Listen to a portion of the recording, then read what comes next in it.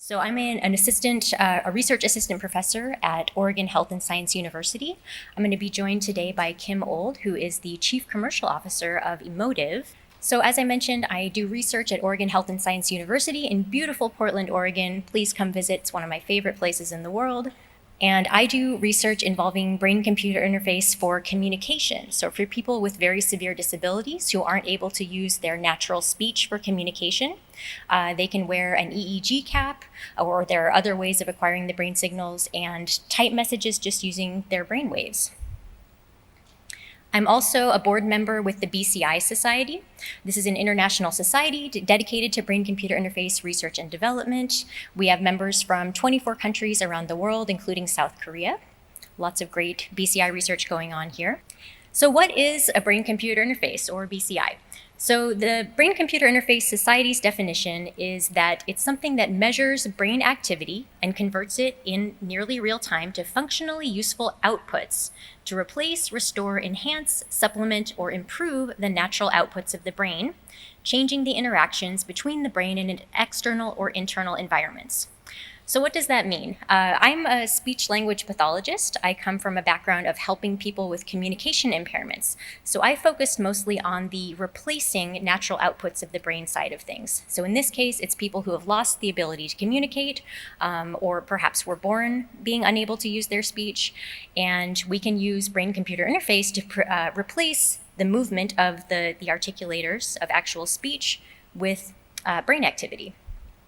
So I've worked a lot with people with ALS. Probably one of the most famous people with ALS was Dr. Stephen Hawking.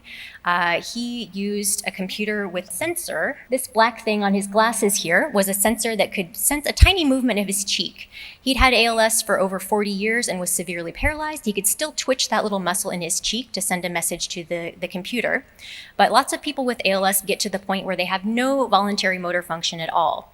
Also, people who've had brainstem stroke or spinal cord injury or other conditions causing complete paralysis can benefit from using BCI technology. So Dr. Hawking was actually trying BCI technology near the end of his life, although he never used it in daily life. So communication is one of the big applications of BCI technology for people with disabilities, and that's the area that I've focused on. But people with disabilities can also use it to control power wheelchairs for mobility, robotic arms, smart home devices for entertainment, for turning lights on and off, opening doors, anything that you and I might use a remote control or a handheld device for can be controlled by BCI. There's also been a lot of research into using it for rehabilitation, motor rehabilitation after a stroke, for example, regaining hand function. So there are lots of applications for people with disabilities, but also for healthy people. It can offer a hands-free method of computer or smartphone control, even for people who could use their hands. It can be used to enhance attention and concentration, other cognitive functions. So we're going to hear a little bit more from Kim later about some of those other applications. And how does BCI actually work? How do you get from the user having an intention to the computer producing an action? So in the case of a communication BCI, let's say the user wants to say hello to someone who's in the room with them. They have that intention. How do they get to the computer actually producing that message of hello? It's often portrayed in the media as a mind-reading device. I've heard that phrase used to describe BCI, mind reading. I think that's extremely misleading. It makes it sound like the computer knows what you're thinking and can just say that out loud. That is not the case. The BCI doesn't know what you're thinking any more than a mouse and keyboard knows what you're thinking before you type on it. The user is sending a message to the computer and is in complete control. It's not mind reading. So in the case of communication, what's in between is an interface. This is a typical scanning interface used with many alternative communication options. So for someone who has some motor function, they might be able to press a button when that scanning device hits the letter that they're looking for. So Dr. Hawking, he used a system similar to this, and he would twitch his cheek muscle when his desired letter was highlighted. For BCI, someone might be watching that cursor move across the screen and think, oh, that one, oh, A, when the letter A is highlighted, if that's what they want. The computer can pick up that little spike in activity and interpret that as a keystroke. Now, that is a very, very simplistic description, and there are many other different types of brain signals and different ways of controlling a computer with a brain signal. I just want to make it clear that it is the user in control. It's just a method of controlling a computer, not something that is reading your thoughts and sharing them with the world. There are two broad categories of brain-computer interface. Non-invasive or non-implantable, that's where the brain signals are acquired from outside the body, typically with electroencephalography or EEG. So this person can wear a cap and the brain signals are acquired that way. There are also implantable systems. You can see on the right there, this is an image from the BrainGate group. The little black square is an electrode array that's been implanted on the surface of the brain. It's connected to what they call the pedestal, which actually emerges from the skull. That's where you would attach the wires to connect it to a computer. There are, of course, wireless systems in development. There are companies that are working on less invasive methods of implanting those electrodes so that you don't have to have full brain surgery with a craniotomy. So there's some very exciting developments in implantable systems, but today we are going to focus on non-implantable systems. So I'd like to welcome Kim Old to the stage. She's with Emotiv, and she is going to demonstrate one of their EEG headsets and how it can be used for computer control. So welcome, Kim. Emotiv is a bioinformatics company advancing our understanding of the human brain, democratizing access to neurotechnology, and also empowering people to understand their own brain. Our brains drive our every being. It defines who we are, establishes how we're interacting and relating to one another, as well as processes information for work, education, and learning. And yet our relationship with our brain is very minimal and is largely ignored unless there's a physical manifestation of a condition or some trauma, and then we're seeking medical care. In those instances, there's a diagnosis with the with the doctor not really understanding what the state of your brain was prior to that condition or that accident. With BCI technology, we have the ability to decode the human experience, understand and regain mobility for special needs people, and interact with technology in a seamless and intuitive way. EEG, or electroencephalography, is the measurement of electrical activity elicited by brain cells. It's safe, it's non-invasive, and it's actually a technology that's been around for over a century. There are systems that cover key cortical areas of the brain. In Betsy's presentation, you saw a traditional EEG system that is a cap with sensors that make contact with your scalp. And you're usually in a hospital or a clinic, tethered to a computer and meant to sit very still. Emotiv has evolved the technology into new form factors that are wireless, portable, easy to use, and at a tenth of the cost of traditional EEG systems, while still maintaining research-grade quality data. We have also evolved the technology into more consumer-friendly form factors that allow us to be able to still observe activity in the brain and create new experiences that include brain wearable devices that are in multi-use form factors that allow you to be able to integrate tracking and measuring your brain throughout your day. The types of data that you can get from an EEG system is the raw EEG data, and that is very typical of what you would see in medical shows or at a hospital clinic, the squiggly lines that run across the screen. There's also frequency band data, so alpha, theta, beta, gamma. Those are largely referenced for neurofeedback. And then we've also created machine learning algorithms combined with AI that allow us to be able to translate the data in real time to give individuals access to understanding their brain states, whether or not they are having a positive or negative experience, whether they're not experiencing cognitive load, cognitive stress, what they're paying attention to. Because EEG has been around for over 100 years, we can actually benchmark these signals from the commercial devices against clinical systems. And so I think we've got over 90,000 published papers leveraging the technology over the last decade from research groups using it to be able to advance the understanding of the human brain in many different contexts, from looking at it across different neurological conditions like epilepsy and Parkinson's, to also applying it for BCI to control IoT devices to regain mobility. Our team is purpose-driven and motivated to understand that our products hold the transformative potential to positively impact lives. We are working with organizations to understand how brains differ from rural areas to urban areas. We want to be able to map and understand how the human brain evolves over a lifetime, how we could potentially find biomarkers that allow us to be able to predict the onset of different conditions, to being able to provide access to individuals that allow them to have more information and data on how their brain evolves over a lifetime or over a day to day, to allow them to make decisions in terms of how they work or how they learn, how they process the information, and also through emotional regulation. And then we also are working closely with groups and organizations to restore autonomy to people with disabilities. Okay. So we've talked about a few different applications of BCI technology now. Is there anything that you want to highlight that hasn't come up yet about ways that BCI can be used either by people with disabilities or people without disabilities? Yeah, when you think about being able to just decode that human experience and understanding how people are responding to different content, whether it be a video or audio or a specific experience, that allows you to be able to interact with that content in a new way. There could be the capacity of having that content adapt to you, the individual. So think of a VR or AR experience.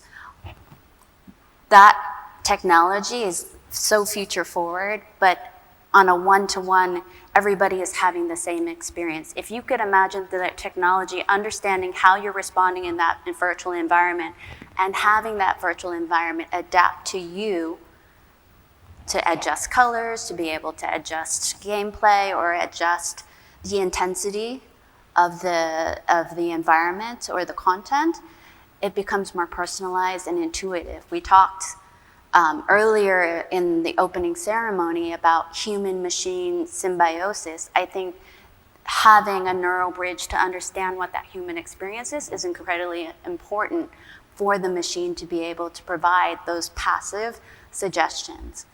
I think we have so much technology at our fingertips, but the way we interact with it is very analog. We're still initiating commands, we're swiping, we're clicking. Imagine a world where, based off of all the sensors that we're wearing, not just EEG, but potentially our smartwatches, our Oura rings, and other wearable devices all feed in to be able to adapt and provide passive suggestions on what it is you need. I think as individuals, as humans, by nature, we have a hard time identifying what we need, and so having some options that take into account us as humans helps to be able to make it not just artificial intelligence, but I think human intelligence. So using technology to monitor what's going on in our bodies, what's going on in our brains, and help the environment adapt to that. Absolutely. Yeah. Are there other things that you're really excited about in the future of research and development for BCI? Yeah, so, we've seen the medical devices, we've got the research grade premium devices that are also available out to market.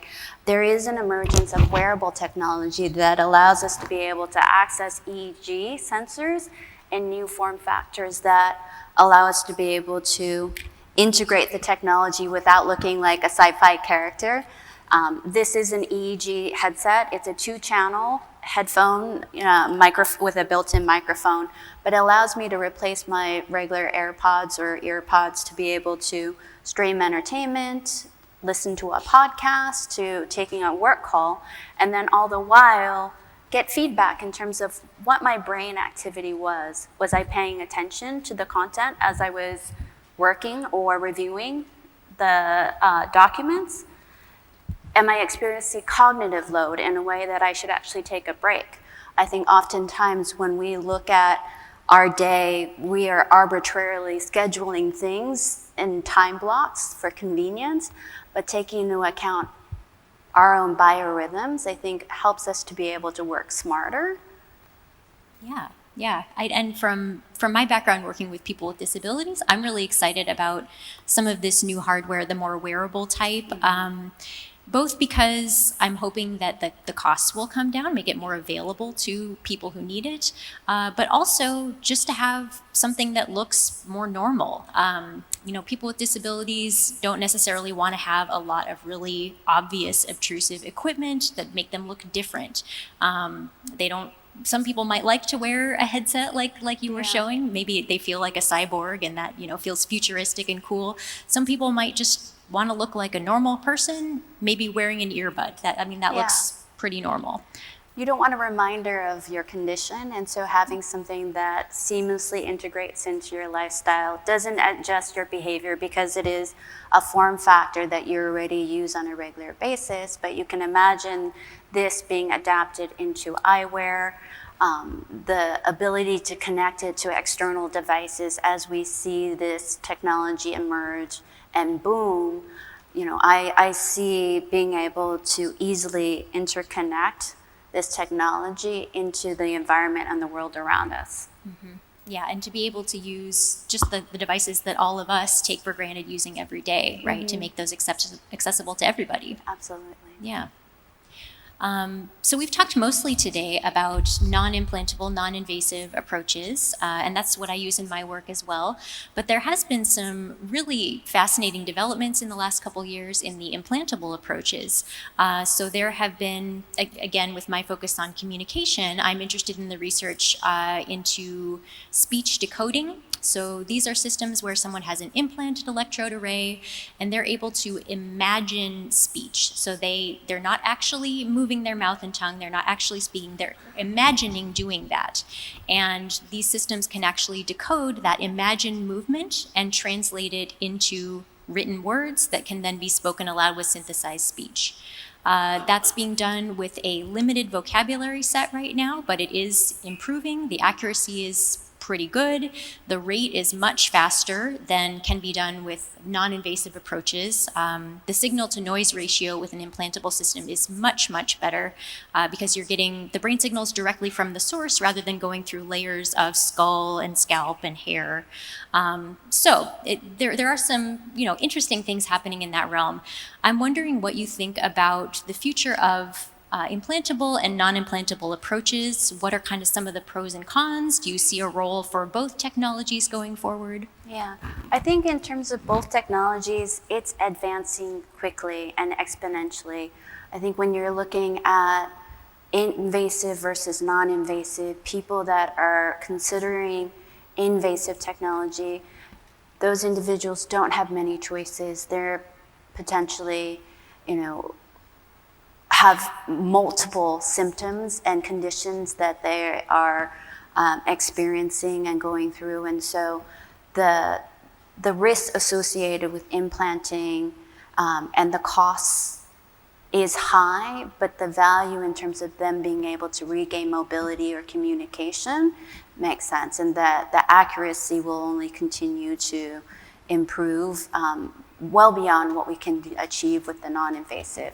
I think the exciting thing about the non-invasive is the ability to really scale the technology and provide access not to the few that can afford it, but to the many. And you can start to see use of this technology in areas that don't have traditional EEG scanners. So remote areas in Africa, Asia, those hospitals and clinics actually don't have a traditional brain scanner. We can actually begin to deploy these devices in an affordable way, train teams up, and be able to collect the data and stream it over the cloud to hospitals and clinics to be able to provide care and assessment in a way that wouldn't be possible. Right, yeah. It's certainly more accessible to have a headset that's relatively low in cost, that can be easily shipped across the world to wherever it's needed, rather than relying on very, very specialized implantable devices the medical expertise that's necessary to do the implants. I also see an important role for non-implantable devices going forward, even as the implantable systems start to become more available. In the US anyway, there's nothing that is even close to being used in clinical care. It's all at the research level right now for the implantable systems. But I think even when they become more available, it's not going to be right for everyone. So for example, people with ALS, amyotrophic lateral sclerosis that I work with, it's a degenerative condition. They may be medically fragile. They have a lot of other symptoms going on. It may not be the best choice for them to undergo a major surgery. Someone who has ALS and is maybe choosing to go on a ventilator and is planning to stay alive for several years, and their condition is going to continue to progress, they're going to continue to lose function, it may make sense for them to have a surgery. For someone who is not going to go on ventilation, maybe their life expectancy is closer to 6 months or a year, they may choose to get a non-implantable system and be able to use that even as their condition deteriorates. It just may not be worth it or may not be medically feasible to have an implant. Yeah.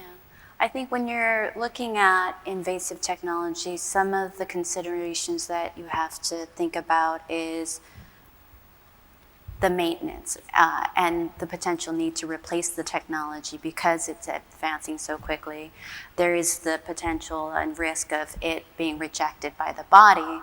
And so there's a lot to consider. I think when you're looking at non-invasive, the ability to be able to apply that in new ways that allow more people to access to technology in non-traditional ways. So outside of a medical context, you can actually apply BCI for being able to create art, to being able to create music, to also being able to apply it to understand how people are interacting with different products for businesses. Mm-hmm.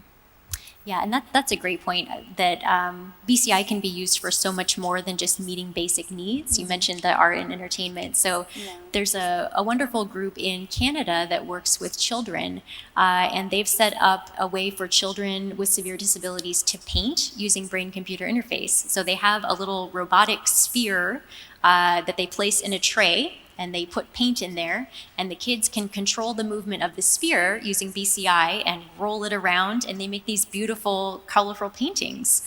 So they get to be creative and produce art. Kids in that program also get to play games. They can, play a video game with their siblings for the first time in their lives using BCI. It's really, really fascinating. Yeah. I'm going to name that organization as a call out. It's BCI for Kids, and it's an Impossibilities Center.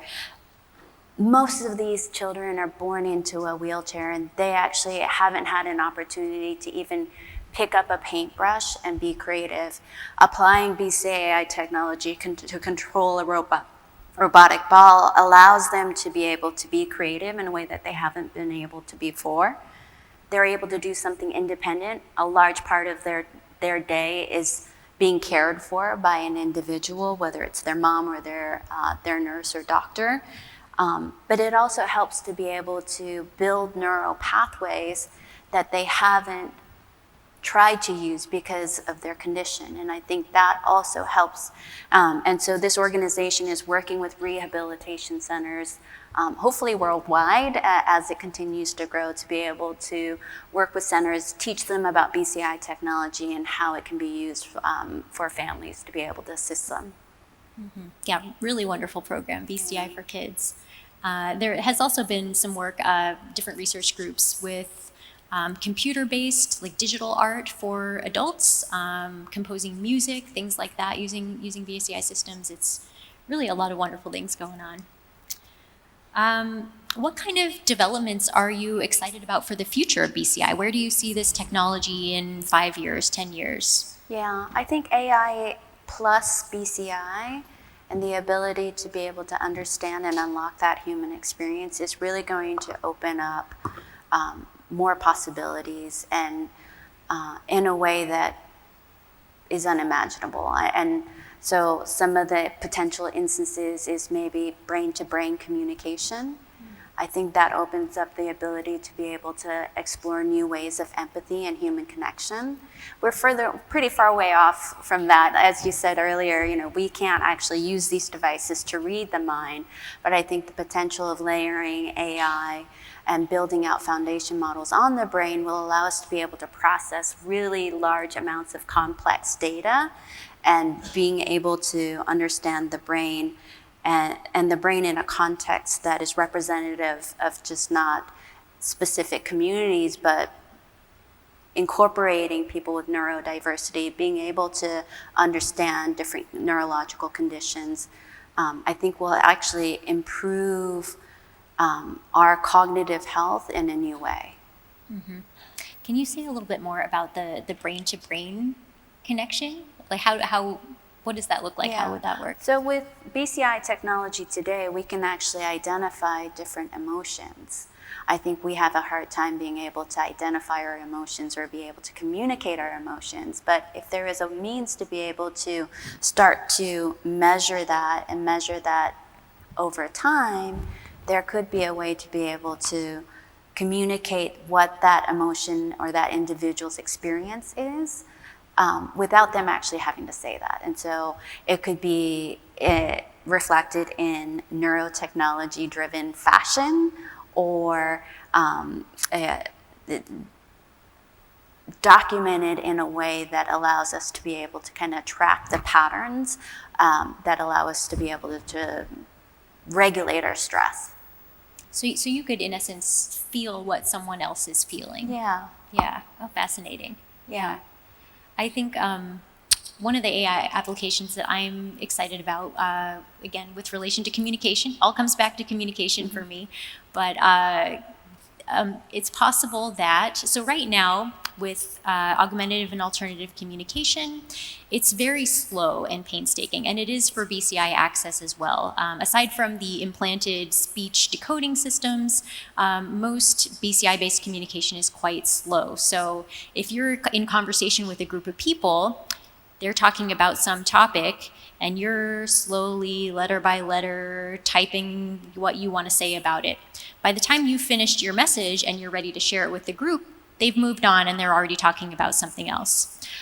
So with AI, it's possible that the computer could be listening to the conversation and could be coming up with potential responses. It could come up with a list of relevant statements or questions based on the topic that's going on around this individual.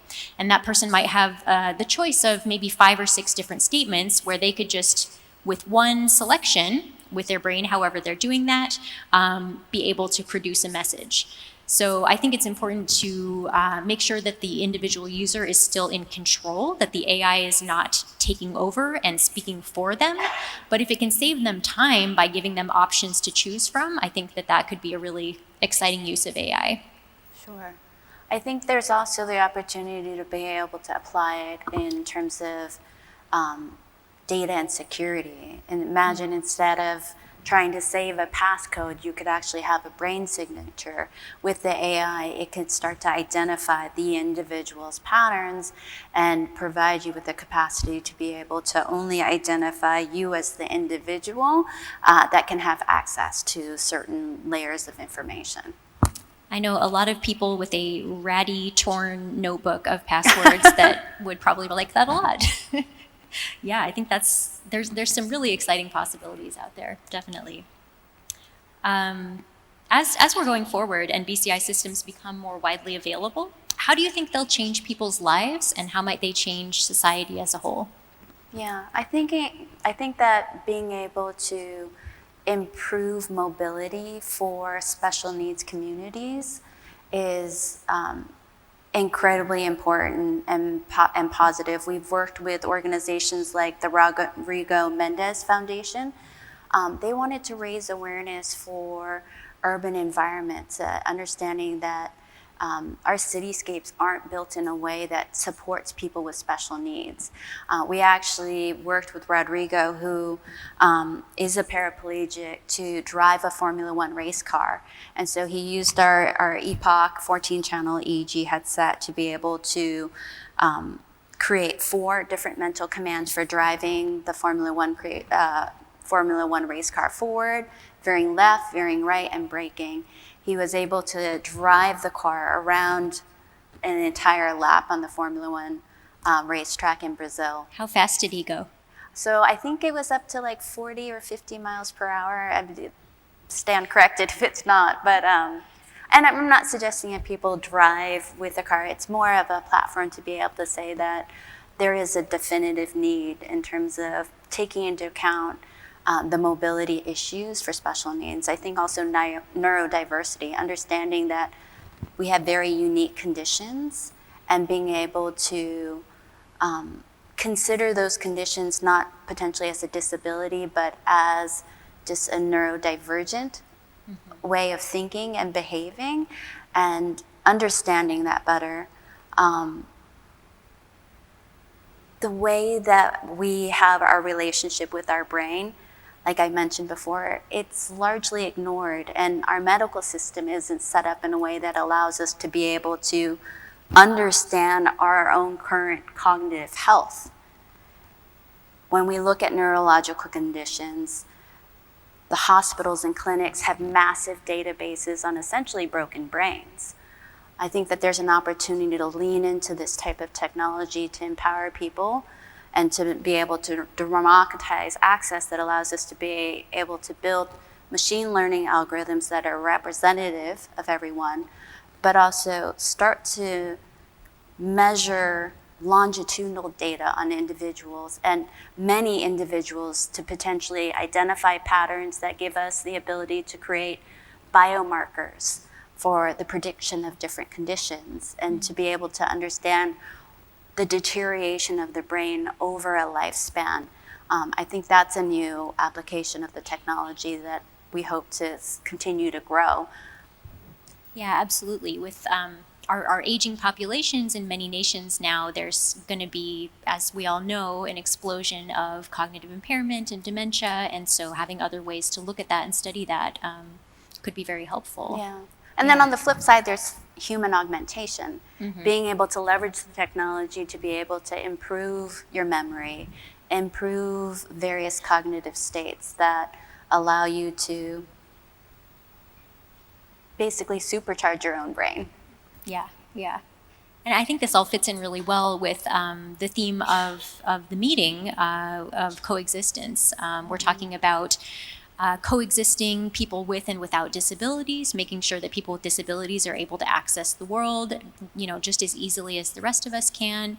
Neurodivergence, having a better understanding of both ourselves and each other, how our brains work, and coexisting with technology, how it can improve our lives and even improve our cognitive function. Yeah. Absolutely. What are some of the ethical issues that we need to be keeping in mind as these technologies develop and become more widely available? Yeah, I think at the first and foremost is data. Being able to understand who owns the data, what they're doing with the data, what the companies that you're sharing the data with are also doing with it. At Emotiv, we believe at the core principles, the individual that is recording that data set owns that and has the ability to be able to, with informed consents, let companies opt into having access or not having access to their brain data. I think when you look at the brain wearables, those are individual personal devices versus when you're looking at research, being able to contribute your brain data to be able to help advance the understanding of the human brain are two distinctly different use cases. But I think the core foundation of the importance of being able to start just measuring data on your brain to be able to understand how it's changing, how it's evolving, being able to make decisions on the day-to-day is important. I think also being able to understand what type of data you're providing to the organization.